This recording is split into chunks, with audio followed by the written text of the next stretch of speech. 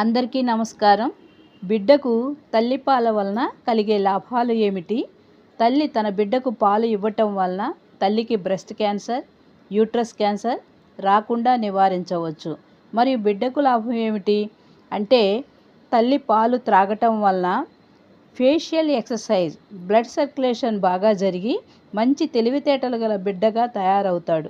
మరియు చిగుళ్ళు బాగా గట్టిపడి మంచి దంతాలు, పళ్ళ వరుస రావటానికి దోహదపడతాయి. మరియు వారి యొక్క మరణాలను కూడా మనం తగ్గించవచ్చు. తల్లి తన బిడ్డకు 6 నెలల వరకు పాలు ఎలా ఇవ్వాలి అనే పూర్తి డీటెయిల్డ్ వీడియోను ఈ క్రింద క్లిక్ చేయండి. మరికొన్ని ఉపయోగపడే వీడియోల కొరకు లైక్ చేయండి, షేర్ చేయండి, కామెంట్ చేయండి, సబ్స్క్రైబ్ చేసుకోండి. అందరికీ నమస్కారం. బిడ్డకు తల్లిపాల వలన కలిగే లాభాలు ఏమిటి?